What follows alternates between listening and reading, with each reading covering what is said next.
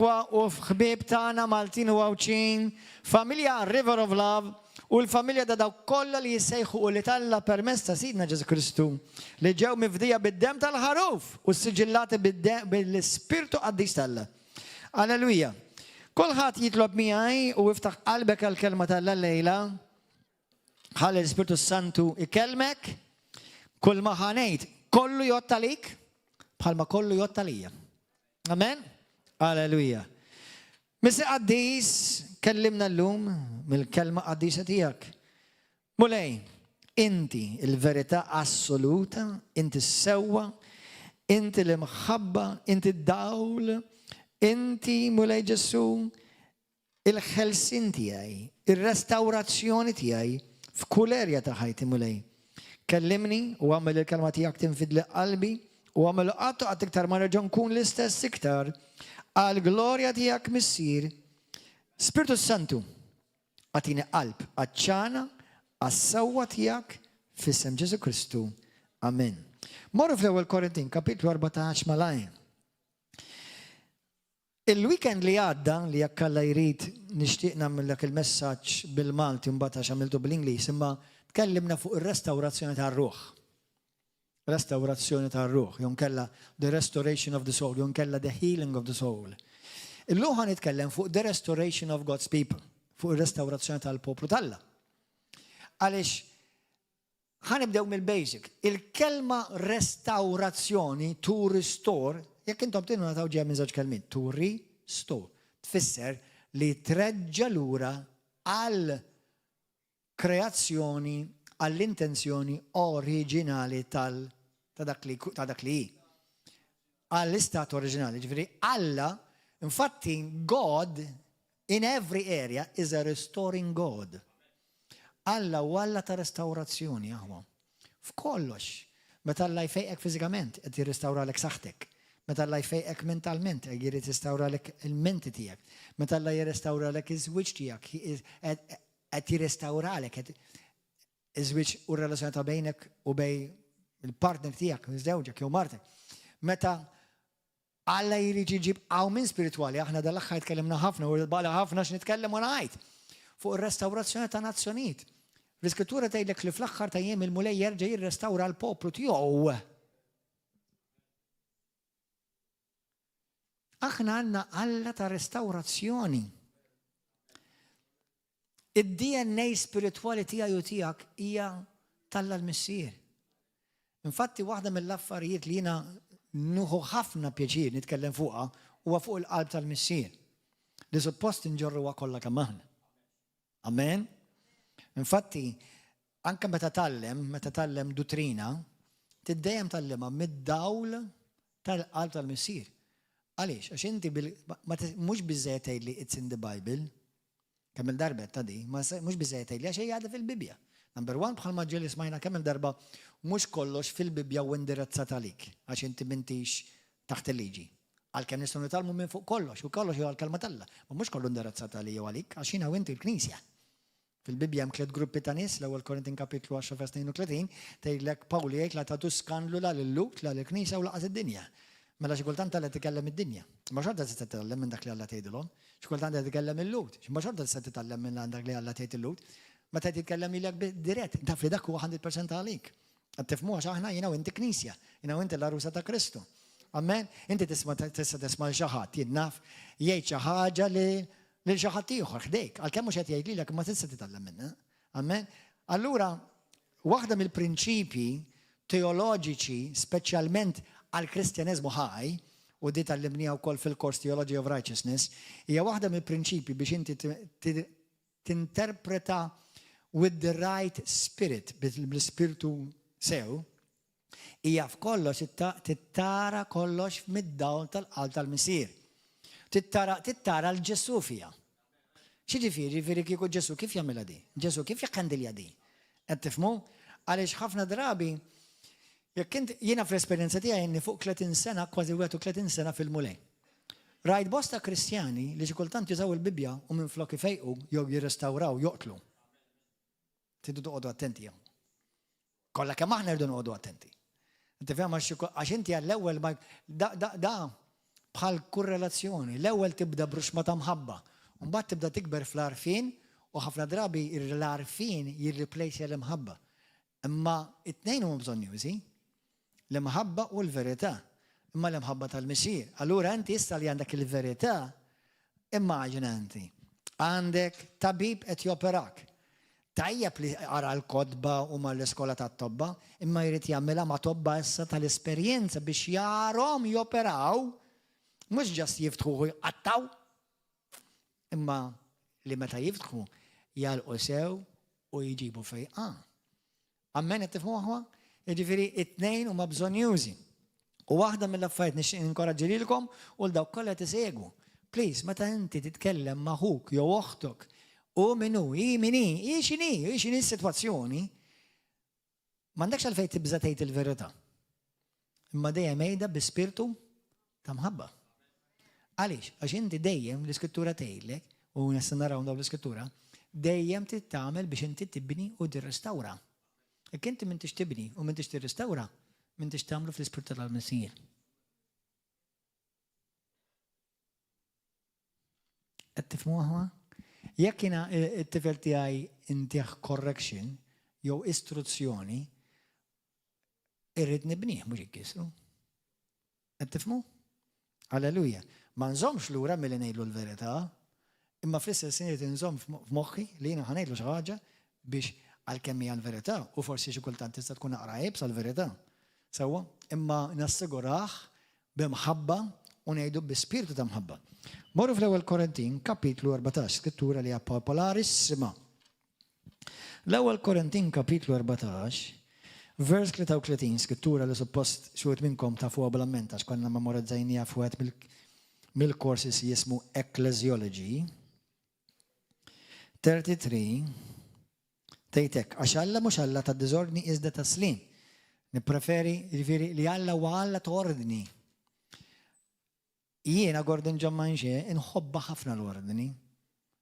Dejjem tikber ta' u dejjem għandek fej tikber u dejjem għandek fej timprovja. Sewwa, ħadd minna mu perfett. Imma inħobb ħafna l-ordni fid-dar, ma' olidi, fil-knisja, f'kollox, toġobni ħafna l-ordni.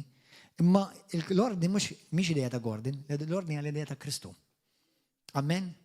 Meta bosta Kristjani li jitolbu t-talba tal-Missir, li jitolbu xuħut minnhom bħal pappagal, u jitolbu mingħajr ma jafu, tiġi salt nagħtik u jkun dak li trid inkif fis-sema ukoll fuq din l-art, taf xejdu mulej, l-ordni li hemm fis-sema ġibha fuq din l-art.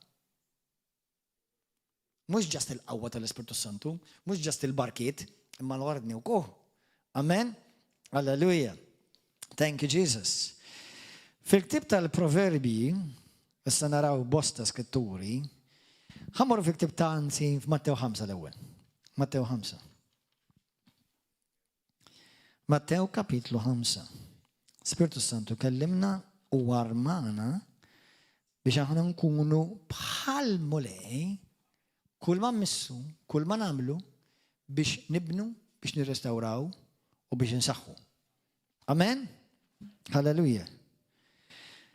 Matteo 5 vers 9. Ħani dawk li jġibu l-paċi għax huma jissejħu li Alla. Ġesu ġi u jissejjaħ il-prinċip tal-paċi. Ġab il-paċi bosta ways. Number one, ġab il-paċi bejna u bejn il-Missir. Ġab il-paċi Alla fik. Infatti l-ewwel ħaġa waħda mill-ewwel sintomi ta' meta xi ħadd verament jara fil-Kristu fil-ħatiegħu, l-ewwel waħda mill-ewwel sintomi li jgħidu x'paċi ġiet, x'paċi għandi issa f'daqqa waħda. Dak l-ewwel sintomu. Tifhmu? Amen. U Ġesu l-istess Spiritu ta' Kristu suppost jagħmel fija u fik. Mela jiena u inti bħala wlied Alla irridu dejjem inżommu f'moħħna, nagħmlu x'nagħmlu u warejjem b'spiritu li nġibu l-paċi, il-paċi bejn Alla l-Missir u bejn xulxin. Amen? Paċi, xalom. Paċi mhux ġasta xi meta aħna qabel fil-Knisja Kattolika u ma fiex ħaġa ħażina, konna nduru nagħtu l-paċi l xulxin, u mbagħad ngħidu fuq xulxin. Sewwa? M'għandux ikun hekk, imma mhix xi ħaġa kera, aħna nagħmlu hawnhekk ukoll, immorru nagħtu l-paċi l xulxin. Sewwa, imma meta tagħti l-paċi xulxin ħuk, batax taħodilux lura, ħallijilu. Għax vera xi wħud imur jagħtu l-paċi, mbagħad jieħdu ilu lura. Alleluja. Gloria l-mulej.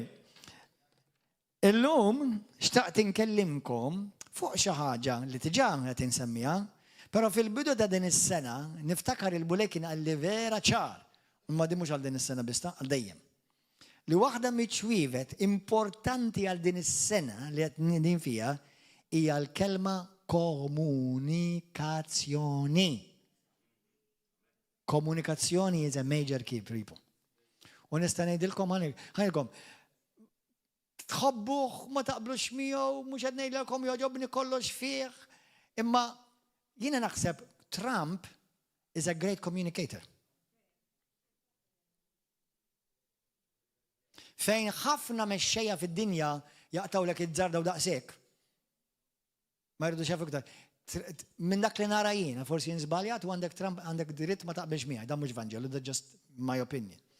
Sewwa, ninnota li jipprova jkompli jikkomunika, jipprova jżomm komunikazzjoni ma' pajjiżi li għamlu kontra u għamlu ħażin. Jipprova jżomm komunikazzjoni anke ma' l-Iran issa. Prova xorta jipprova jitihom ċans. Għana prova nirranġaw qabel il-gwerra, qabel ma ssir gwerra. Sewwa, u prova u jerġa' jipprova. Issa x'naħseb jiena minn dak li rajt fuq il-news issa jekk inti ma taqbilx għandek dritt, God bless you. Imma il-komunikazzjoni tagħmel tant differenza. Anzi, ngħidlek ħafna mill-problemi jekk mhux kollha li inti għandek ma' xi ħadd, jew ħuk, jew oħtok, jew l-eks raġel, jew l-eks mara, jew mal-kelb jew l-pappagalli hija wixxi ta' komunikazzjoni. 100%. U tidejlek għaliex waqfek m'għaliex tidejlek għaliex is-soluzzjoni ma salvitx għax x'imkien id-żarġeġ il-maqtuwa u l-komunikazzjoni maqtuwa, that's it. Xi ħadd tagħlaq il-bieb. Bħala Kristjani ma nistgħux nagħmlu ħina għandi dak. Mhux qed ngħidlek li dejjem ħadkun faċli. Hemm xi wħud li ma ċertu affarijiet irranġhom malajr. M'hemm xi wħud li jirrikjedi iktar ħin. Hemm ċertu sitwazzjonijiet jirranġhom iktar malajr. M'hemm ċertu sitwazzjonijiet jirrikjedu iktar ħin. Jirrikjedu ħafna iktar ħin. Jirrikjedu effort. Jirrikjedu effort, kif tgħidha bil-Malti. Sforz, jirrikjedi sforz. U jista' jkun ħajamlek skomdu. Konta nisma' messaġġ tiegħi stess li għamilt fl-2022 morru simgħu, għax għamiltulkom fuq il-pris morru simgħu. Waħda mill-problema il-ġisem ta' Kristu li għandu, mhux fil-ġisem ta' Kristu biss, taf mad-dinja kollha, imma aħna għall-Knisja qed nitkellmu. Bħalma nkoll jiena qed f'Ċipru, waħda mill-problema taf x'inhi nemmen fil-Knisja tal-Alla li kulħadd għandu raġun. Almenu kulħadd jekk jaħseb. Kulħadd jaħseb li għandu raġun. Allora jekk inti mal-ewwel taħseb li għandek ir-raġun, u inti għandek id-dritt, u inti għax inti qed fis-sewwa, jista' jkun. Però taf xi tallim fil-lum jien wara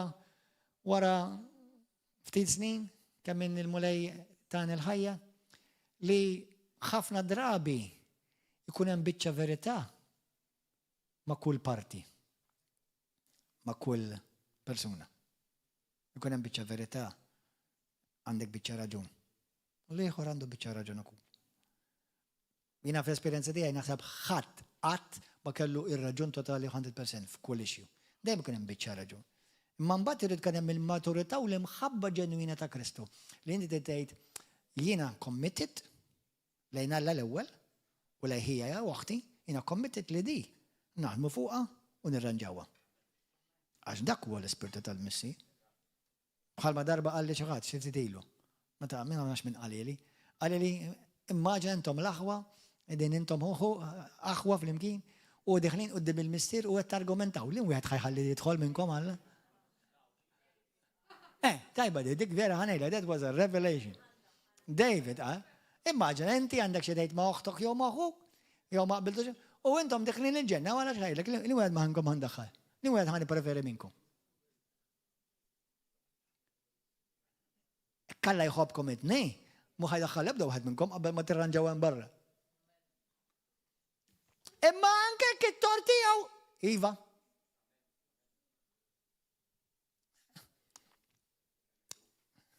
Hekk l-iskrittura tgħallem da. ħafna jinsewa daw l-affarijiet jinsewa, it's amazing jinsewa. Nemmen li waħda mir-raġunijiet li jinsewa hija number one hemm ħafna kburija. Naf li meta inti tiġi biex tiffaċċja persuna imini, jista' jkun il-paster jew il-pastura, jista' jkun l-apostlu jew il-profeta, jista' jkun id-diaknu, l-elder, jista' jkun missierek, jista' jkun ammok, jista' jkun raġel, żewġek, martek. Kulħadd jgħidha warajja, communication is a major key. Però ħafna minn flok jikkomunikaw, jitkellmu. Hemm differenza bejn titkellem u tikkomunika. Ħafna jitkellmu, ma ftit jikkomunikaw.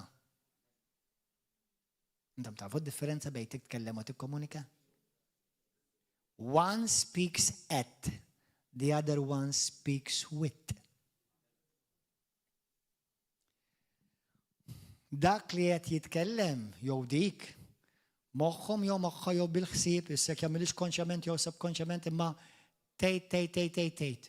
U meta suppost qed tisma' jew qed jisma' xorta mhux qed tisma' xorta lesta diġà ħatgħid. Jew ħanejt jew ħajjejt. Allora m'hemmx komunikazzjoni. Komunikazzjoni hija major key għar-relazzjonijiet ta' żwieġ, ħbiberija, fil-knisja. Komunikazzjoni hija major key. Issa jekk aħna bħala Kristjani li suppost għandna the upper hand x'għandna l-Ispirtu ta' Kristu jammar fina, ħajrrikjedi sforz minn naħa tiegħek għax inti timxi b'ħafna imħabba bħal malla mexa b'imħabba ħafna lejk. U mhux dejjem faċli. Imma kif tkun taf li tħobb jekk inti ma tkunx it-testija tal-imħabba tiegħek? Għax aħna nkantaw praise the Lord flimkien? Għax aħna niklu l-pastizzi wara l-fellowship? Tkun taf kemm tħobb meta l-imħabba tiġi ttestjata. And instead of you jump the ship, you remain on the ship and make sure that the ship sees it to the other side. Tifmuħu? ħafna ma jirrealizzawx il-Kristjaneżmu huwa covenant, patt. Bħala żwieġ għandek patt ma' martek u żewġek. Imma bħala Kristjani aħna qegħdin f'patt. L-ewwel mal-missier jew nkella ma' Kristus ir-ras u ma' ġismu. Aħna ħaġa waħda fi Kristu. U bekk biss ħatikber. Kif ħad istenna li ħatikber inti? Fil-ktib ta' Proverbi, anzi, mor fil-ktib ta' Proverbi 4, morwen. Proverbi 4. Jina niċċassa meta nara Kristjani ma jridux ikellmu l-xixin.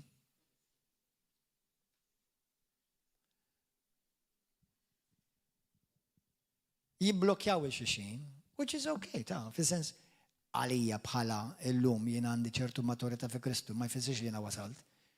Blokjani, I don't mind. It's okay. Anzi, kważi jekk indi xi ħadd li tħobb alla fil-vojt fuq il-Facebook għamilt li pjaċirissimu. Għax ma rix nuqgħod nara ħmerijiet u mbarazz u jnekkitni.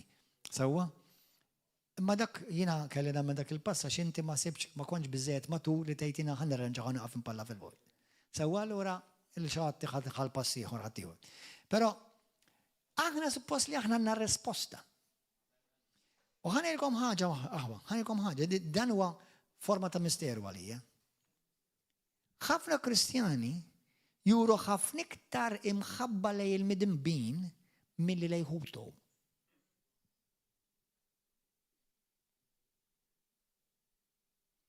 Juru tolleranza ħafna ikbar lej midneb, middaj, blasfemer, milli lej ħuħ u waqtu mixtrija bid-dem ta' Kristu bħalu.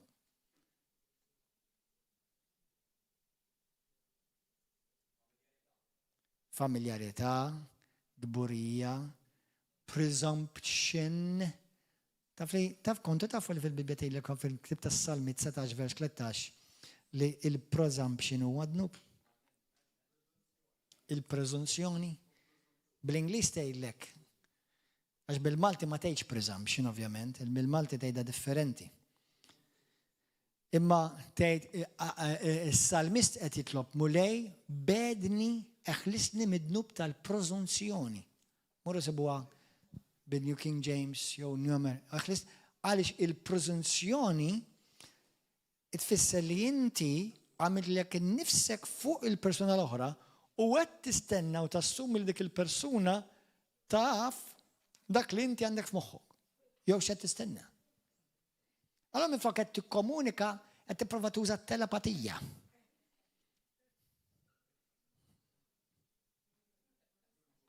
U tispiċċa tfalli.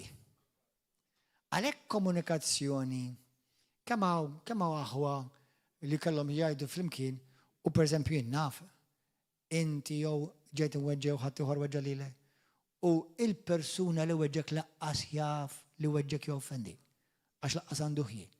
Sa hemm ħafna raġunijiet imminti għaliex ma mortx tgħid isma' sister.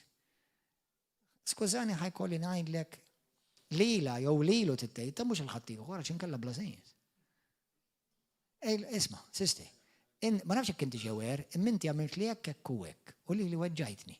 Sa jiena xorta bħala raġel weġġajtni u ma weġġajtni xorta jiena rniddilja ma' qalbi. Għax bħalma nħobb ngħid jien. Tgħaddi minn xi xtgħaddi, it-test inti xorta ħajkollok, it-test ta' qalbek xorta tittgħaddi. Jekk dik jew dak jinbidil jew le, inti xorta tiżomm qalbek safja. Jekk il-Knisja kollha toffendik, problema ħassir tiegħek iżda. Jekk għandek għax dak idejjaqni, dik tidri diritani, sa naftit hija. Sa naftit, inti tippretendi li daw kollha jinbidlu. Good luck, ta'. Sewwa. U jekk ma jinbidlux, x'ħad tagħmel? Jekk ma jinbidlux, x'ħad tagħmel? Inti ndilt. Min jaf kemm ilha tgħidlek il-mara meta ħad inbidel int? Jew ir-raġel min jaf kemm ilu jgħidlek meta ħad inbidel? Dak ma nbidel, ġeġ vera. Allura daw kollha testijiet tal-imħabba vera kemm verament tħobb il-Kristu u tħobb il-ġisem ta' Kristu. You're gonna feel the pain. Yeah. Infatti fil-Ktieb ta' Kolossin kapitlu 3 vers 14 wieħed mill-favoriti skritturi tiegħi tgħidlek bl-Ingliż tgħidlek put on love which is the perfect bond of unity. Li tgħidlek ilbsu l-imħabba li hija l-qofol tal-perfezzjoni tal-unità. Imma l-imħabba ġiġi, imma qed inħossha l-imħabba hija verb aħwa, mhux ħass. L-imħabba huwa verb. U waħda mill-affarijiet li l-imħabba tagħmel hija taħseb u temmen l-aħjar. Believes the best. Ma meta jiena u inti niġu offenduti x'jiġri jibdew is-suspetti. Taf kemm naraħda fil-ġisem ta' Kristu? Ħafna ta' biss qed ngħidilkom. Ma mhux fil-ġisem ta' Kristu biss, kull imkien. Imma nixtieq, ħalli ma ngħidx nippretendi. Nixtieq li fil-ġisem ta' Kristu jonqsu dal-affarijiet. Isma' daw l-affarijiet anke bejn mexxejja ta' ġifieri, daw l-affarijiet jiġru bejn mexxejja. Għaliex għandek kollox ma ta' bexxej ma jitkellmux, skużi l-kelma ma jaħmlu xi. Why? Għax there's too much presumption. X'nassumi, x'nippretendi minnek. Tippretendi xejn. Allora, li jiena nippretendi naf li aħna mhux qed nitkellem f'kuntest ta' żwieġ, għax f'kuntest ta' żwieġ ħankunu fair. Inti żewwiex biex toħġbu. Issa jekk wara ma ġbokx wara, I'm sorry, tkompli toħġbu. Inti żewwiex biex tipprova toġobha. I'm sorry, tkompli tipprova toġobha. Dak huwa patt. Ma bejn l-aħwa li huwa fi Kristu. U l-Knisja ħares id-dinja madwar id-dinja. Hija ħasra li daw l-affarijiet isaħħu bejn l-aħwa fi Kristu ma aħna l-istess missier, l-istess Spiritu Santu, l-istess kelma. Amen aħwa. Halleluja. Fil-Ktieb tal-Proverbi kapitlu 4 vers 23 tgħidlek ipproteġi qalbek għax minna joħorġu Bl-Inglis jgħidlek l-issues tal-ħajja kollha. Proteġi qalbek, għalhekk jiena nħobb ngħid. Kull fejn imur, dejjem ngħidulhom. Bħalma tkellimt mal-pastors ġewwa Pulja, riċenti. Għadtulhom għażel saħwa. Dak li inti għaddejt, għax ovvjament il-pastors jgħaddu minn issues ukoll. Kolħad. Ara ssibx pastor Malta jekk ma kellhomx issues fil-Knisja. Mhux ovvja. Normali tiċċassaw xejn, għax tiċċassa, affarijiet normali. U l-pastor f'dan kollu jrid iżomm qalbu f'dafja. U ngħidlek kemm hawn nies jieħdu għalihom. L-iktar nies li għandhom jieħdu għalihom huma l-pastors. Għaliex? Għax ħafna mill-drabi il-pastors huma dak li għadi uħsibek, sakemm tikber, ħa paċenzja bik u inti x'inderlek bżaqtu u rħajtu. U l-pastor ma jxieħu għalih wara tkollu. Jekk ma morx imbagħad toqgħod tajru fuq il-Facebook ukoll. Wara li kun ħelsek mid-demoni, għenek biex tirranġa żwieġ. Kemm hawn kieku kemm irdu jqogħdu attenti l-pastors li ma jaħdux għalihom u ma jżommux offenses? Kemm hawn nies li qalu lina les li nieħu balla lik?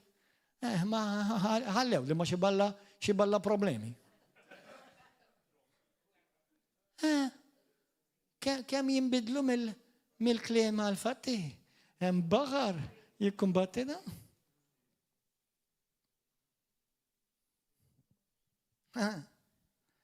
Għattifmu, kemm rajna nies jinħelsu jfiqu u pastor ħanerġa' niġi l-fellowship, żgur mhux ħanerġa' lura? Irċievi messaġġ. Sorry, mhux ħatara aktar. Tajjeb tamma ħaqna l-pastor jiġri dak. Ħalli jżommna umli u niftakru għal min vera tnaħdmu. Ma inti xejn qasdhom? Inti xejn qas? Ħad tkun taf il-verament jekk hux qed tiġi l-Knisja għax tħobb il-Kristu, jew għax trid l-attenzjoni jew għax trid tagħti tiegħek. Kemm intelligenti Alla. L-iskola tal-maturità. U jaddik minn arbil ta' umiltà u ta' umiljazzjoni. Ħalli kif taħseb li l-Ministeru tiegħek qed jikber u jisplodi? Erġa'. Hu erġa' għados. Għatta bis-seda ngħidlek. Ħalli, Alla huwa intom xejdu lillah. Kemm hawn minnkom tgħidu lillah? Għamel dak li trid inti minni mulej, kemm hawn minnkom ġieli tawilu din mulej. Amen.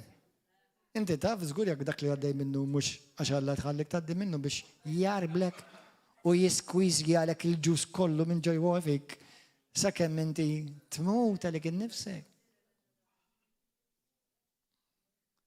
U tibda tirrealizza imma jiena vera wara Kristu qed nimxi jew wara l-Kristjani, jew wara l-Knisja, jew wara l-lider, jew wara l-pastor, jew wara d-diaknu, jew wara l-mexxej. U jibda jfakrek il-mulej, inti mhux warajja qed timxi. Inti ma tlix biex nibdlek u naħdem fik. Qed naħdem.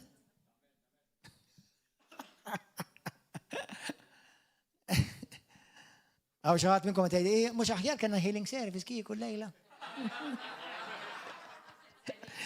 This is a healing service. Hallelujah. Thank you, Jesus. Gloria al-mulej. Gloria lil-mulej. Fil-ktib ta' Mattew kapitlu 5, tiftakru fil-ktib ta' Mattew 5, Ġesu jgħid qabel illum kelli rivelazzjoni fuqha.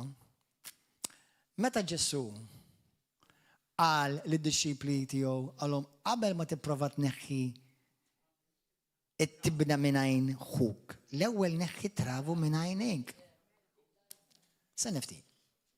Ġifieri għal qed jgħid li jien għandi travu f'għajnejja.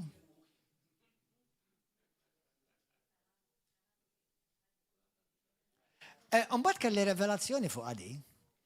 Għaxajn nagħmlu mod, it-travu huwa subajja, ħanamluh daqs subajja, żgħir, travu żgħir.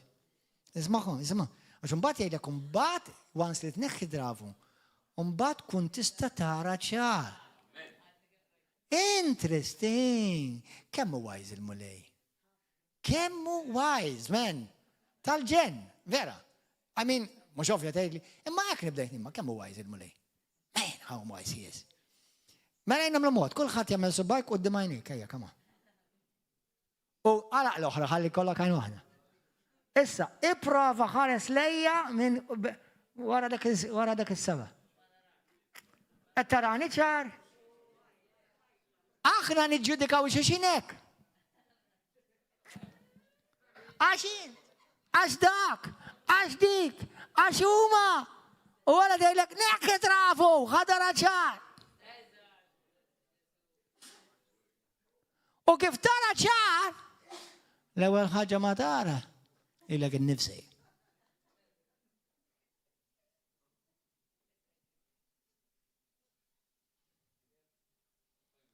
U għana l-Kristjani rridu niġġudikaw xexin. Nippuntaw subajna lej xexin. Sawa, u għana dan nitrafu d-dimajnejna. U għanta tibda tara nofs, bitċa. Sawa? Ma tara. Intom tafu, intom għamlu sabajkom ek, għana. Kolħat jgħamile. Għamlu ek, kolħat jgħamile. Għamlu d-dimajnekom u għajd li xtara. Supposta razzalzetta. Vera, bis-sed, għedna jgħidlek. Għamlu sabajkom għawnek, kie kara. U tara kif tara sausage fil-nofs. Kemm intom obbedienti, kullħat qed jagħmel għamel da. Min dawx indunaw li qed taraw salsetta fin-nofs. Bis-sed ta' mhux biċċajta di. Ni vera, ma tkun żgħira tal-limta. Vera, dejlek għara. Poġġi sabajkom jekk kara tneħdi ġiġi. U tara sausage fin-nofs, bis-sed ngħidlek. Għattef mo, tara innaf jisu salzetta tal-persut, ma nafx jgħidu lej. Ma vera, tara jisu sausage fin-nofs. In-nota. Ġili għamilta end, bro.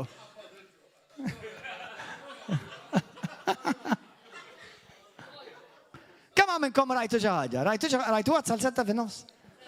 Ma rajtux? Innotajt? Iva, vera, mux bieċajt, għed nejdilkom. Naf li tinsamma nafani, ma vera. Għamlu sabajkom ek, u tara kif tara salsett fin-nofs. Bej sewx il-swaba, salsett fin-nofs. Għattifum? Issa l-mulet jgħidlek, kif tista tara d-difett taħuk jekk tara salsetta fin-nofs?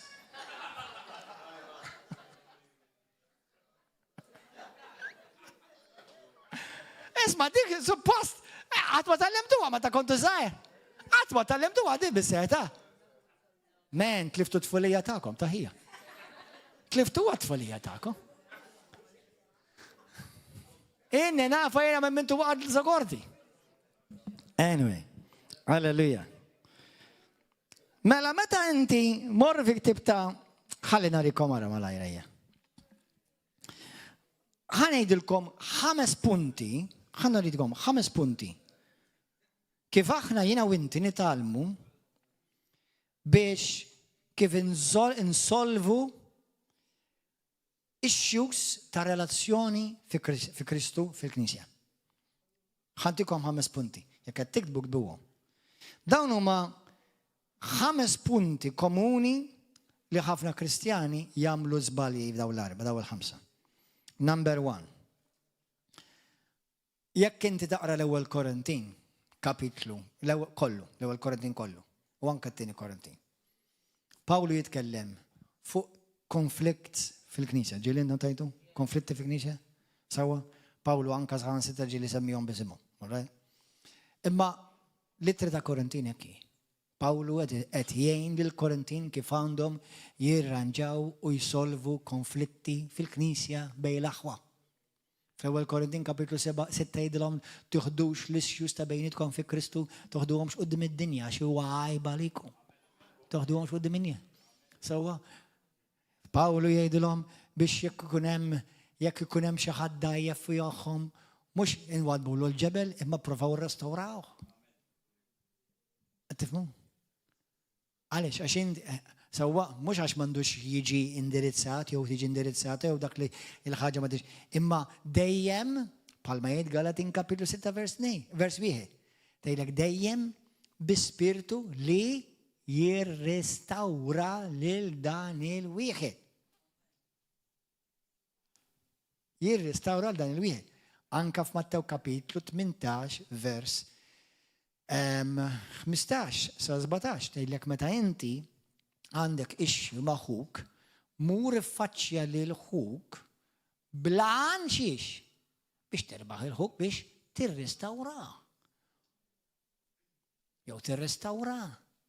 Mhux bilan biex tgħaddi tiegħek. Jew biex tara min għandu raġun m'għandux raġun. Mela waħed, number one, kif knejjes, kif River of Love tista' tevita ċertu issues. Number one, sakemm tagħmilha man-nies, ħajkun hemm dejjem issues, dejjem. Allura prepara ruħek. Kun realistiku. Anka mela mhux hekk ta' River of Love, qalbi. Tista' toqgħod waħdek u tispiċċa jkollok issues mejk innifsek 100% ngħidlek. Sewwa aħna bnedmin, we are fallen creatures, vera salvati fl-ispirtu, imma aħna we are broken vessels, all right? Jiġifieri aħna kollha qegħdin f'proċess ta' maturità, imma fl-istess ħin il-mulej ma ħallinix wedna tagħna l-Ispirtu Santu biex aħna nikbru nimmaturaw u nsonnu lil xulxin. U meta s-senn il-ħadit taf xi jtiru, jtir in-nar u l-sparks.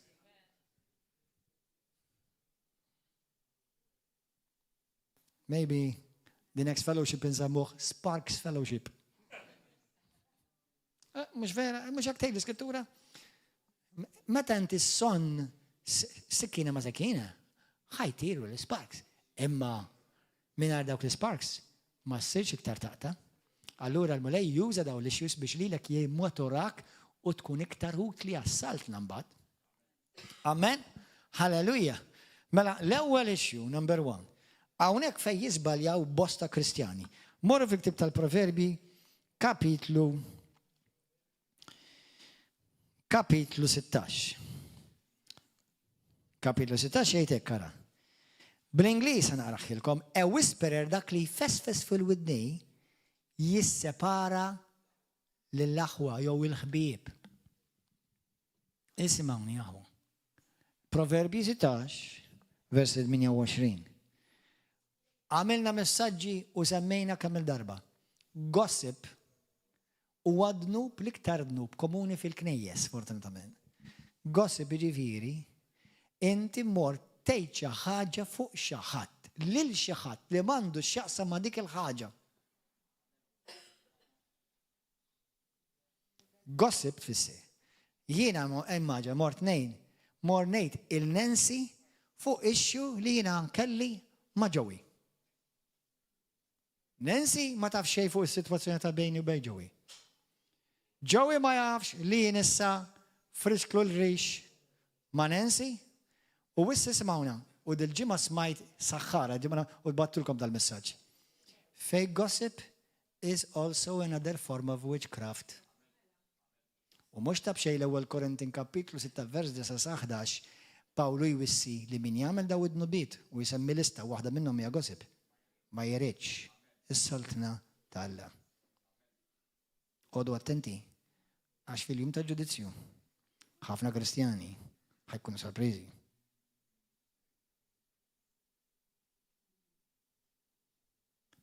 Aħna maħniex għal-ġudizzju ta' qudiem it-tron l-abjad, imma qod attent. Għax Alla jobot il-dawk li jġibu il-firda bej l-aħwa, jiġifieri bej ulidu. Mela jekk jien għandi issue ma' Joey, u nuk li ngħid il-Nancy, jew il-Mari, jew il-Kristjan, jew il-Ġesrit, irrid imur ngħid il-Joey. Imma dak għal xejn tgħidlu, erġgħidlu. Dak ma jismanix, erġgħidlu.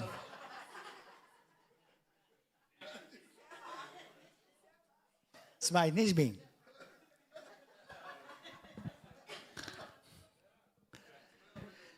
Le, jew inkella l-arja di. Ġejt ngħid lilek ta' imma għatlu, għalhekk qed ngħid lilek, sa nifti. Salvejt. Ħafna mill-knejjes hekk kien ix-xi oħra. Bis-seta ngħidilkom. Hekk Jekk inti titkisser river of love, għamelek. Mur għajdi l-ħadd il-ġaħat li mandu assolutament xaqsam xejn. Ma dik is-sitwazzjoni. Mbagħad għaliex jidħol il-witchcraft is-seħer. Għax issa dik il-persuna inti biddiltila il-mod kif iħares lej ġewi. That's it. Nasek, il-ġewi mhux ħajaraħek tal-istess. That's it. Aħwa, daw affarijiet serju qudiem Alla taw affarijiet qaddisa.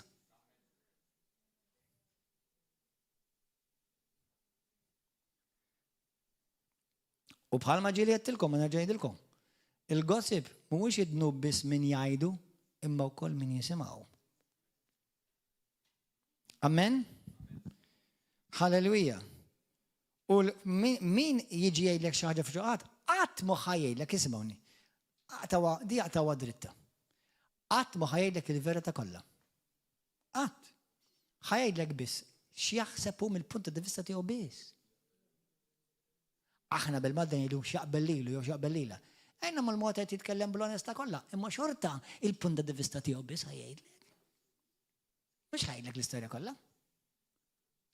U mhux ħajjgħidlek il-kuntest li ġrara fih jew intqal fih.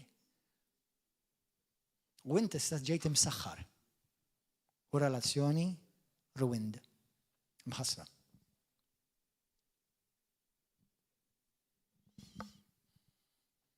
Alla x'qal fil-ktib ta' Ħosseja li jiena nerġa' nirrestawra l-poplu tiegħi?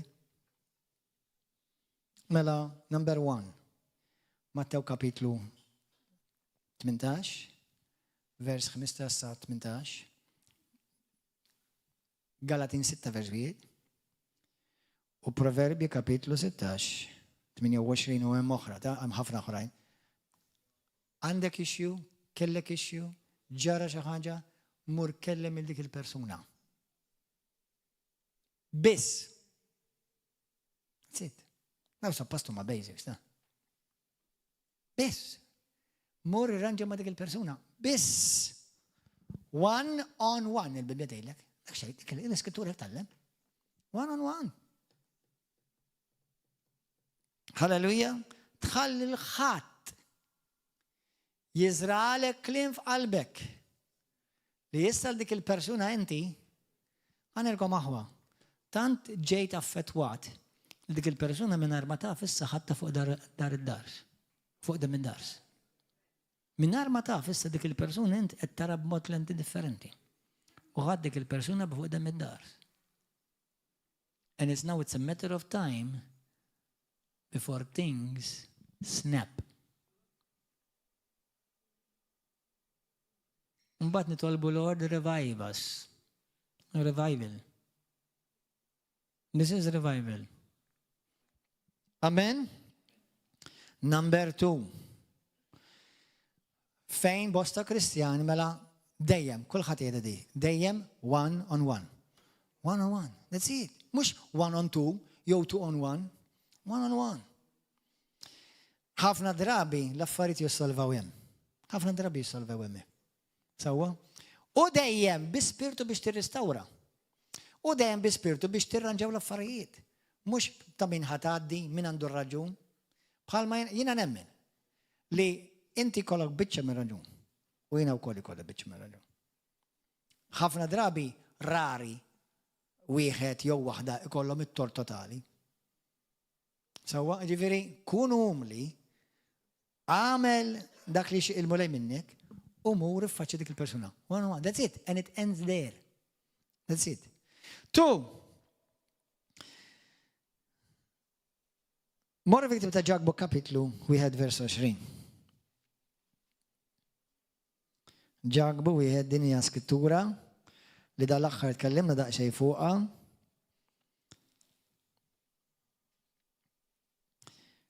Ġakbu wieħed vers 20. Aħna għandna espressjoni bil-Malti. Ħanibda vers 11. Li meta jiena jew inti nirrabjaw innotaw, tinnota li l-affarijiet tibda tarhom differenti? Tgħid kliem li ma tkunx taqtet? L-emozzjonijiet tiegħek ma jibqgħux l-istess? Dik il-persuna m'intix qed tara fl-istess lenti? Għax rabja hija hemm rabja qaddejsa. Imma ir-rabja qaddejsa toħodha kontra l-għadu, mhux kontra aħuk jew oħtok. Kontra l-oġġett, il-ħażen, mhux kontra l-ħuk li huwa mifdija u oħtok li huwa mifdija bid-dinja. Isma' xejn l-Iskrittura. Dan huwa ħu ġagbu. Kunu għafu dan ħuti eżis. Araw li kull bniedem kun ħafif biex jisma'. Ma ngħidilkom aħwa. Ħafif biex tisma' ġifieri tkun għamilt konxjament l-effort biex tisma', mhux ġast tisma' s-sound. Listen, isma'. Taqtax il-ħuk jew il-oħtok, jista' jkun martek jew żewġek. F'nofs sentenza.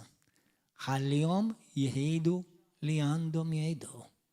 Għażiż aħwa, daw kollha huma issues fuq komunikazzjoni, la? Ħanilkom aħwa.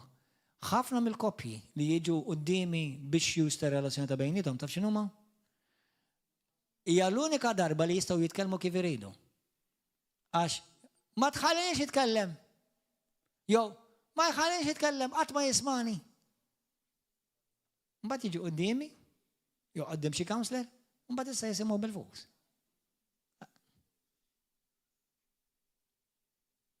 Għaddifmu għawa?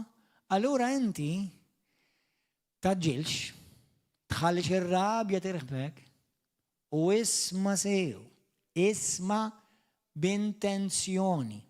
Illum il-ġurnata kont nitkellem ma' tfal fuq għallum di. Sfortunatament, jiena ġieli sfajt fit-tma tagħha.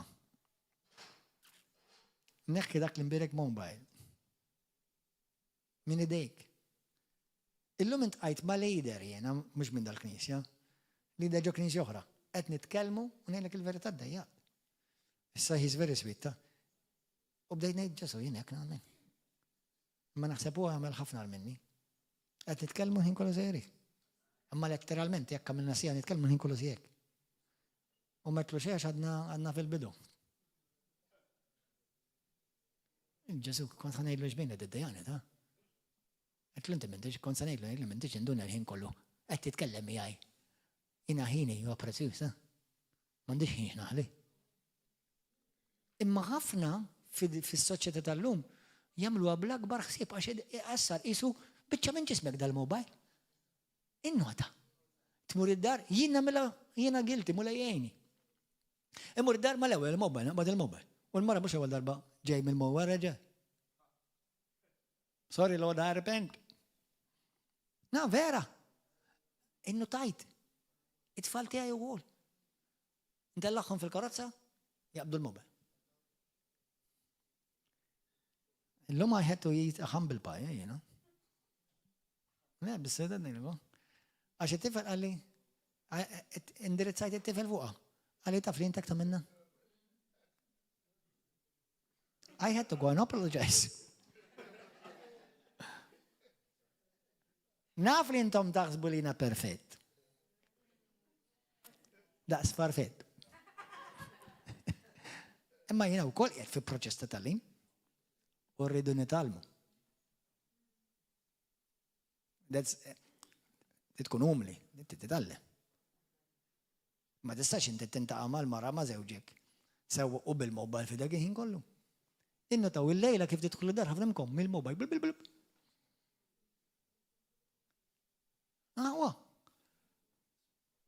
Xettilkom fil-bidu? Communication. Jekk tarmi l-komunikazzjoni, tarmi ir-relazzjoni. We have a lot of, we live in a time where we have tons of information and zero communication.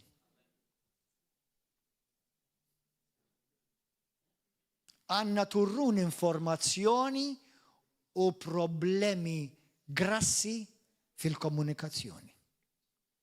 I'm sorry. Jien ukoll I need to do some għandi bżonn nagħmel xi inventarju.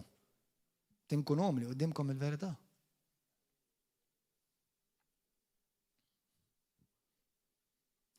Għax sar droga u sar ritratti fuqu, videos fuqu, phone calls fuqu, email fuqu, uffiċċju fuqu, kollox fuqu. Il-Bibja fuqha, allora kollox. Qed naqra l-Bibja, minuta wara qed nirrispondi email. Komunikazzjoni huwa problema qalbi. Din hija challenge għalija ta' wkoll ta'. Mela ara taġġilx biex titkellem, kun paċenzja, daw il-punti jisimgħu, morru d-darra ġew jisimgħu. Meta ħadd tiffaċċja lil ħuk, mhux ħadd no. Kwiet, isma', għati widen, ara jiena nistqar dnub pubblikament li għamiltu qabel kemm il-darba. Naħseb il-mulej ħadem ħafna fija. Jiena ġint qgħid magħhu għajdu li u bħal dak il-lider li għamel li l-lum, jiena għamiltu lilhom. Qed nitkellem bil-mobile f'idejja. U ġieli ġabu li l-attenzjoni. U nerġa' poġġih u wara ftit ġismi waħdu. Jesus, have mercy. Forsi I deserve it. I sowed and I reaped. Għad inkun reali, ma'kom, għad inkun reali. Allura, xed naraw? Ġagbu wieħed minn vers 19. Araw kull bniedem ikun ħafif biex jisma', tqil biex jitkellem u tqil biex jinkorla. Tirrabjax malajr. Tirrabjax malajr. Għaw xuħud minnkom, il-test tar-rabja huwa iktar ma' xuħud minnkom. Alla jaħfer kollox u Alla jader u huwa paċenzjus.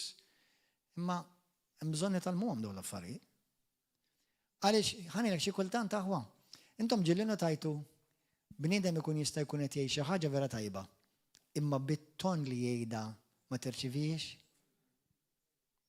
it-ton li jgħidha imma dak li kun qed jgħid jew qed tgħid hija verità assoluta, imma bit-ton ħażin li tgħidha ma dak li jkun. Għaliex? Għax you're passing information without communication. Qed tagħti informazzjoni tajba, imma mhux qed tikkomunika tajba.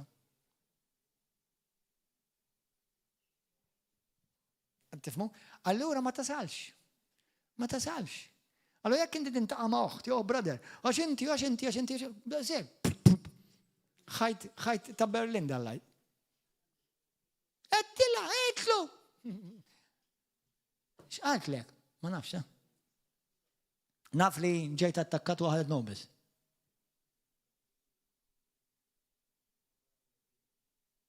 Kristu jkellimna lili u lilek. Meta Ġesu jikkoreġini, jew jitini istruzzjoni, jew jipprovellimni, lili għalin. Għassa fejna fina Ġesu qatt ma attakkani darba fi keddin sena. U żbaljaj.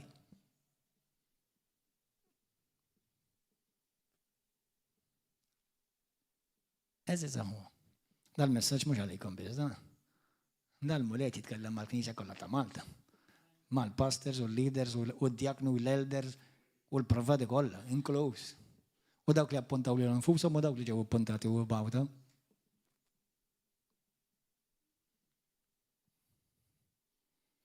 Amen. Halleluja.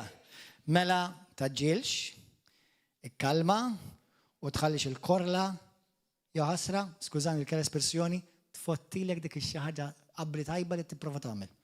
Amen. Itlob, kalma. Punt 3. Oqgħod attent, proteġi qalbek u ara li m'hemmx gburija fik. Xi kultant aħna lesti biex nagħmlu nwasslu messaġġ moħħkom to prove I'm right. Biex nipprova biex nurik li għandi raġun. Titgħod attent. Kemm qed jarbel qlub il-mulej? Kemm qed jarbel qlub il-mulej? Fil-ktieb tal-Proverbi kapitlu 12 vers 2, meta tidħol il-gburija, tidħol bl-Ingliż jgħidlek disgrace, jidħol id-disgrazzja. Ma mal-umiltà jidħol l-erf. Ismawni, il-gburija tibblokka l-unità tkisser l-unità, tkisser il-komunikazzjoni, tkisser il-konċiljazzjoni l-gburija. Inti qed tfittex li tgħaddi tiegħek, jew qed tfittex li l-ħuk jew l-oħtok tirrestawrhom biex l-affarijiet jerġgħu jiġu sew u ma npaxxux id-demonju. Għax aħna nafu x'battalja spiritwali hemm qed niffaċċjaw kontinwament. Ħanejlek waħda mill-affarijiet li d-demonju jobgħod illum wara 30 sena Kristjaneżmu, taf x'jobgħod ħafna id-demonju? We. He hates we. As long as it's I, and you, and I, that's okay. But the moment you make it a we, ħajġi li da. Għax jafx għawa hemm fl-unità. Amen, aħwa? Halleluja. Mela, aħna nfittxu li nkunu umli u lesti li nisimgħu. Punt 4. Problema fil-Kristjaneżmu madwar id-dinja kollha. Nuqqasna maħfra. ħafna jgħidu li jaħfru. Min ma jaħfirx nista' nassigurak li għandek post les fl-abbisti tal-infern. Però ħana għatikom daqsxejn twissija bil-biża tal-mulej. ħafna li jgħidu li ħfirna mhux vera ħafru. Talmu għal-frażi imma l-qalb mhux hemm. Għax maħfra skont it-Testament ġdid dejjem tirrikjedi restawrazzjoni. Mhux naħfillek ċaw u ma rridx iktar nkun naf bik. Dik mhux maħfra Testament ġdid. Maħfra tat-Testament ġdid ħfirtlek u tant inħobbok nixilek ġid li ħanamel minn kollox biex din ir-relazzjoni tiġi terġa' irrestawrata. Aħseb wara fi żwiġijiet Kristjani.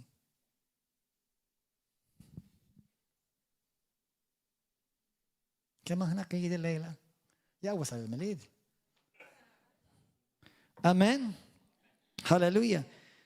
Ħafna jinsew li Ġesu mhux biss qallek aħfirlu l-ħuk jew l-oħtok, qallek mur irranġa. Taf li jinsew ħafna Kristjani di? Le, ħfirtlu. Le, ħfirtila. Mattew kapitlu 5, versa 20. Jekk inti u jittellaw l-offerta, hemmhekk tiftakar li ħuk għandu xi ħaġa kontra tiegħek. Laqqas inti għandek xi ħaġa kontra tiegħu terġa'. M'għandu xejn kontra tiegħu. Ibgħat għalih ħajkelmek, ibgħat għalih ħatintaqgħu din. Bat għalih ta' passer imma qalli ma jridx kellimni għax m'għandu xejn jgħidli. Inti biex jgħidlek, biex tirranġaw mhux biex tgħidlek. Biex tirranġaw. Mhix biex tgħidlek. U laqqas biex ittagħtih it-tort u inti tieħu raġun, jew bil-kontra u jieħu t-tort u inti tieħu raġun biex tirranġaw. Jekk ikun hemm Kristu, intom suppost ngħidha Kristu ta'. Daw affarijiet tal-misħija ta' daw meta daw l-affarijiet jiġu kontinwament ittollerati fil-ġisem ta' Kristu. Meta ħankunu fl-istess ġenna suppost.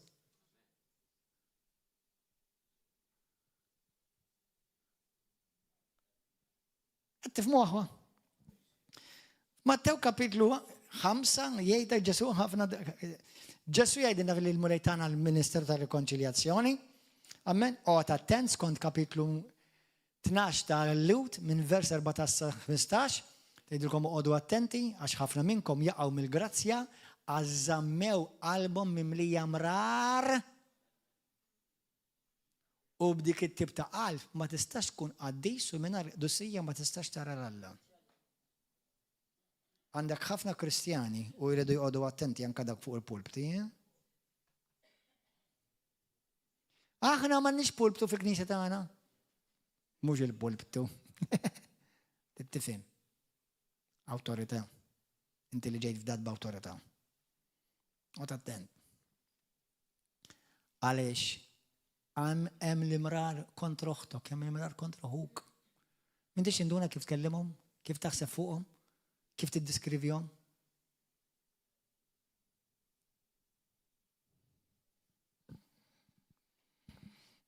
Halleluja.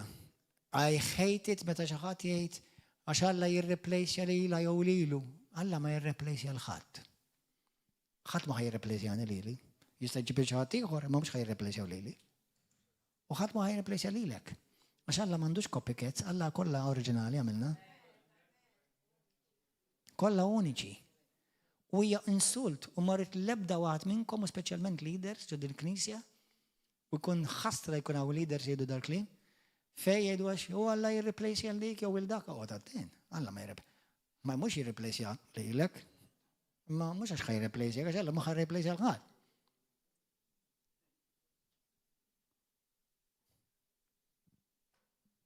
Amen. Halleluja. Naf li qed tisimgħu intom kwiti u tajjeb li qed tisimgħu. Halleluja. Fil-Ktieb ta' Efesin kapitlu 4 verset 26 tħallex ix-xemx tinżel fuq il-korla tiegħek. Okay? Xiġifieri? Imma irranġa. ċertu affarijiet aħwa, ċertu Kristjani iħalluhom għaddejjin u tikber u jikber l-imrar dejjem nżidu ma naqra aktar. Mbagħad darba nisplodu. Għadu attenti jew. X'qed tistenna? Għaliex m'inti xed tikkomuni? Jekk għandek xi ħaġa kontra ħuk, jew forsi inti minn naħa tiegħek m'għandux immandu hu. Jew bil-kontra. Mor irranġa. U le ħallija, le mhux ħallijata, għax il-fatt li qed tissemmija ovvja li ma ħallejtix. Għax kieku ma semmejtix. Mela sewwa lilu ma tix tgħidlu, ma lili tiġġejtli.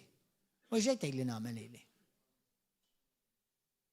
Illum it-tifel tiegħi kanna naqa' konversazzjoni. Għalli it's okay, daddy, u rajtu l-attitudi tiegħu. Għetlu no, għajalaw. Għetlu no, it's not okay. Għetlu bħalma t-nejnilkom. Del-preaching għamilta ma t-tifel tiegħi, bħalma għamilta ma'kom. Għetlu inti titallem, tikkonfronta, mhux biġliet. Titallem, tirċivi u tikkomunika. U jekk xi ħaġa mhix okay, toqgħod tgħidilha okay. Le mhix okay. Face it. Jekk inżbaljajt, ammettija. It's okay, hemm il-maħfra, hemm il-grazzja. Jekk żbaljajt jiena miegħu fejn jiena żbaljajt miegħu ma' tifel, għax jien qedtlu skużani l-ewwel, qalli it's okay. Qedtlu it's not okay. No, it's not okay. Qedtlu sorry li weġġajtek. It's not okay. Ibboderjatek, weġġatek. Skużani, qedtlu ġibtni aware ibni.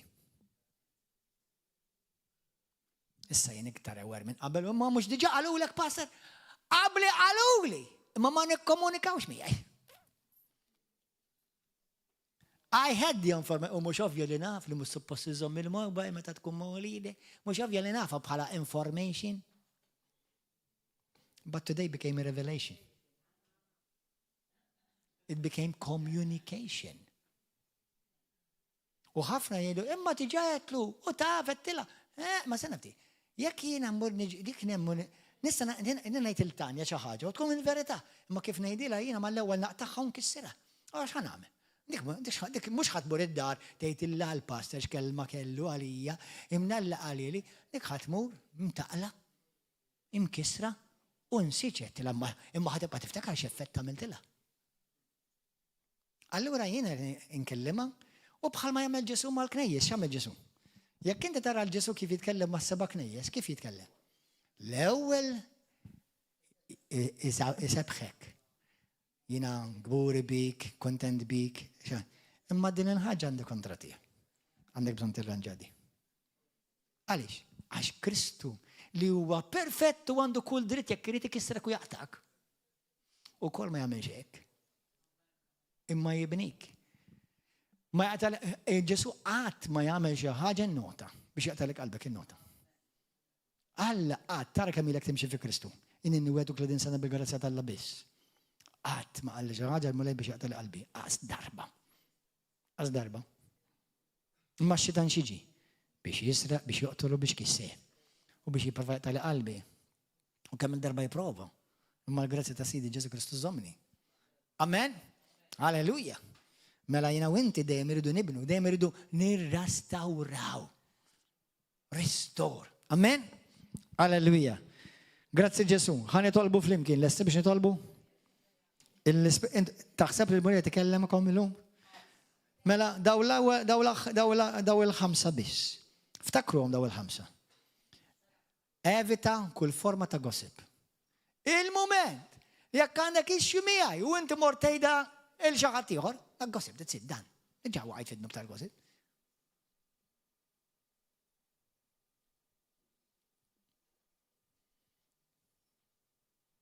Imma x'il-pastor għax inti tkun biżi, issa billi qed xi ħadd ieħor x'salvej. Mhux xorta biżi bqajt. Naħħejt li x-xogħol bla żekk għax inti qed il-ħadd ieħor li m'għandu assolutament x'qasam ġej. Kun umli. Irranġa l-affarijiet u tara kif Alla jbirkek. U ħanejlek torqod kuntent bil-paċi f'qalbek, kuntent bik innifsek, kun kuntent li taf li toġob il-Alla. Amen? ħanejdlek dak li inti tagħmel miegħi llum. Għada jagħmlu miegħek għada għall-mulej. Dak li inti tiżra magħhuk Alla inti taħsdu għal ħajtek xi darba. U inti xejt il-mulej. Jien nippreferi ħnina minn l-ġudizzju. I prefer mercy over judgment. Aħna rridu l-ħnina, imma ħafna drabi nagħtu l-ġudizzju l-ħattiju. U jiddispjaċini ngħid bħalma diġà qed. Ħafna drabi mal-midinbin. Intejx kemm newrew mħabba l-midinbin. U hekk għandna nagħmlu. U mbagħad magħhuk. Bil-liġi. U moħħtek. Jina u inti, kollha kemm aħna qegħdin fi proċess ta' maturità. Amen. Ġifieri, llum il-ġurnata qed nitgħallem, għadni qed nitgħallem jiena. Mbilli jgħidlek ma jfissirx li bil-fors femtni. Ma jfissirx li bil-fors ħadtni mbilli jgħidlek. U bħalma anka il-fatti tal-istorja, meta tistudja tinnota, bniedem ma jkorreġix ruħu għax inti tgħidlu darba. Ħafna drabi tgħidlu ħafna drabi. Infatti ma nafx xtejt ir-riċerka, imma għandu jkun correction bniedem li tirċivew mill-inqas madwar 7 darbiet. U jekk 7 huwa numru profetiku ġifieri pratikament tiqafx tikkorreġih. Tiqafx tgħidlu, tiqafx tinkoraġġih. Għaliex. Immissa tnoddomlok, ta? Din 8 darba, all right? Issa bistom isem. U ħadd tagħmel bħal Pietru. Pietru! Mulej! Ħfirtlu saban! Pietru. Għamilhom time 7 issa. Ġifieri infinit. Tiqafx, tkun paċenzjuż, tiqafx taħfer, tiqafx tirrestawra. Għax dak li nagħmel miegħek kiena kontinwament Pietru. Mhux dak li nagħmel miegħek kontinwament din. Il-mulej tgħidli u lilek. Amen. Għajjena nuħu peċir meta jkollna xi service u naraw in-nies bil-qawwa tal-Ispiritu Santu tinżel fuqhom u jibdew jinħelsu, grazzi Ġesu. Sabiħ, is-sipli li għandna u l-ħadd li għadda kienna service hawnhekk bomba. Però ngħidilkom din mhux bomba nqasha. Dik kienet bomba xejdula. Atomika. Din hija bomba laser. Qed taqta' ġafi.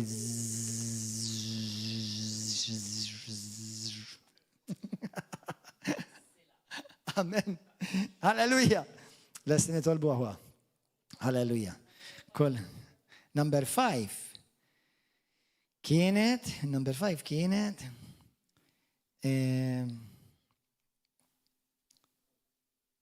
tħallix il-ħaġa tmur fit-tul. Ipprova solvija mill-aktar fis possibbli. Sewwa tħallix għaddi ħafna ħin. Ħafna drabi aħna naħsbu li l-ħin ifejja il-feriti, mhux vera. Mhux il-ħin ifejja. L-imħabba tfejja. U l-imħabba hija paċenzjuża. Poġġi lek innifsek fiż-żarbun ta' dak jew ta' dik li jkun. Tipprova tifhem, tipprova tissimpatizza, tipprova tkun kompossjonali. Tipprova mhux bil-fors jekk xi ħadd żbalja bil-fors għax huma kattivi u għax huma ħodor. Come on, man. L-imħabba ma temminx l-ar ħaġa fuq oħtok u fuq. Qabli dak li aħuk għamel miegħek qaqqas għandu ħjiel li għamellek hekk. Bla kbar ħsieb vera għamiltlek hekk, skużani, brada ma kontx naf, ma kienx jewer. Ma jiena s'issa ntqajt ma' ħafna meluf ta' Kristjani u kollha jiżbaljaw, inkluż jien. Imma għaddi ma ntqajtx wieħed li ġenwinament huwa aħdar jew ħadra. Imma jizbaljaw, kollha kemm.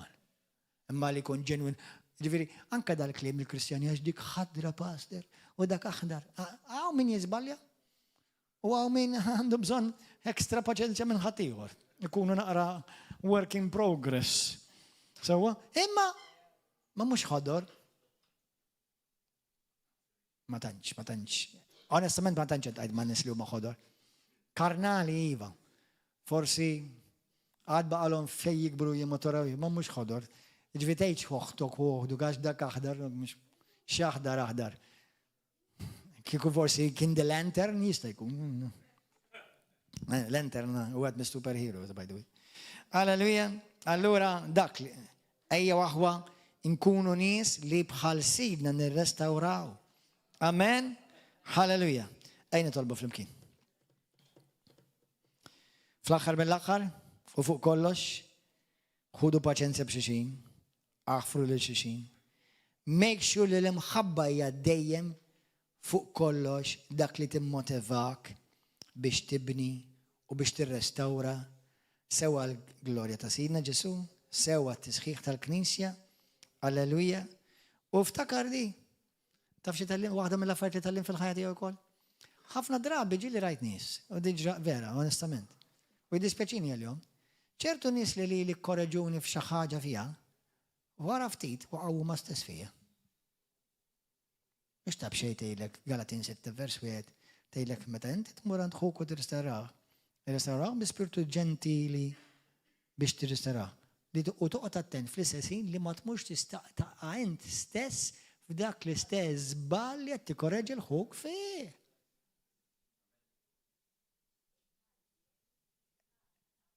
Eżatt, thank you. Hemm proverbju bil-Malti nsejtu dak. Jekk titkaża, taqa' fil-każa. Amen? Jiġifieri, isma' meta jiżbalja xi ħadd jiena ma nitkażax da. Almenu nipprova żgur ma nitkażax. Għax il-perfezzjoni ma nistennija minn għand ħadd. Ma tistennija minn għand ħadd. U nemmen li River of Love għaw poplu li għandhom qalbu mal-Alla, ħadd minnkom perfett u ħadd minnkom qed nistenna li intom tkunu perfetti. Ma laqqas jiena ma jiena perfetti, u laqqas jiena ma u laqqas Marti. Dak mhux għax qegħdin eskuża ruħi, imma qabdew il-5 punti li tkellimna fuqhom.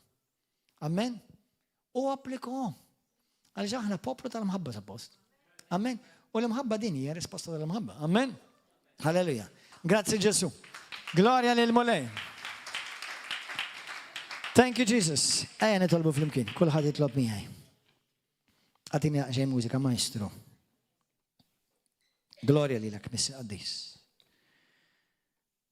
Fuq kollox u qabel kollox jirċievi glorja u tifħir Sidna Ġesu Kristu. Amen. Jiena u inti il-fokus tagħna huwa lil-ħija lill-oħti huwa biex inġibu restawrazzjoni, rekonċiljazzjoni, unità u biex ma npaxxux il-ladu bl-ebda mod. Halleluja. Kulħadd jitlob miegħi, Missi Qaddis. Grazzi tal-Ispiritu Santu. Lillum tkellem il-fom tal-qaddej tiegħek u tal-kelma tiegħek. Mulej, opera inti. Għatina l-qalb tiegħek, Mulej. Bħalma inti ħanin u grazzjuż u paċenzjuż lejna ejna biex aħna f'dak li nagħmlu dejjem nibnu lil xulxin. U mhux naħsbu l-ar fuq xulxin, imma naħsbu l-aħjar fuq xulxin. Aħna kollha qegħdin fi proċess ta' maturità u ta' trasformazzjoni Mulej. Aħfrinna, aħfilli, fejn aħna dnibna u nqasnik, fejn konna ta' xkil, jew ta' skandlu, fejn aħna ma rriflettejniex il-qalb tal-Missier ma' xulxin. Ġesu, inti li dal-waqt ġej il-Knisja tiegħek. Il-Knisja tiegħek tidher bħalek Mulej. Tkun bħalek mimlija ħnina, grazzja, tjubija, verità, dusija. Qalbna Mulej. Xwara kollox, f'dak il-jum li aħna nidru qudiemek, ħadd minna ma jkollu skuża. Fejn aħna kontribuxxejna biex kissirna lil xi ħadd minflok bnejnieh jew bnejnija. Mulej nitolbuk għal dik il-persuna. Saħħaha, saħħahom, barikhom, fejjaqhom. ومولا يعطينا الكل واحد منا الشانس لي بحال ما انت تكون معنا كونتينومنت احنا نكونوا مع حد اخر. مولا يقديس مشينا بالسبيرتو السانتو، اغسلنا بالدم تياك بريتيوس جسو، وعامل لكريستو يكمبلي يجي فورمات فينا باش دايما احنا نشبهوا ليلك مسير هالجلوريا دايم تياك في اسم جيسو كريستو. كل حتى يدي ورايا مولاي في اسم جيسو ni rinuncia col spirito ta disonità, confusioni, ni rinuncia un sikket col spirito ta gideb, col spirito li la għadu juża biex jifesfes fil-widnej tijaj u tal-poplu tijak biex iġib il-firda. Fisem Ġesu Kristu nirrinunċjaw kull opra tad-demonju. Mulej aħna l-poplu tijak. Aħna na l-spiritu tijak. Niddikjaraw fl-imkien fi qbil li l-eb darba msawra kontra tagħna ma tirnexxi la issa u laqas qatt għall-glorja tiegħek missier. Fissem Ġesu Kristu. Amen u amen u amen. Halleluja. Amen. Illum kelma minn qalbi. Ma hopefully minn qalb tal-missier. Amen. Ajan u mwajsa saħwa. Grazzi tal-istennejtu miegħi illum. Grazzi infakkarkom biex tkunu hawnhekk as-sibt għal service ħankomplu nitkellmu fuq revival is-sibt li ġej jekk Alla jrid u ejjew bil-ġuħ għal kelma qaddiġa tal-Alla. Amen. Infakkarkom l-irġiel daw kollha li taraw tistgħu tiġu naqdu magħna għal men's meeting nhar il-ġimgħa fis-6 ta' filgħaxija. Il-pija l-paċi magħkom u jekk dal-messaġġ berkek, please ixxerja.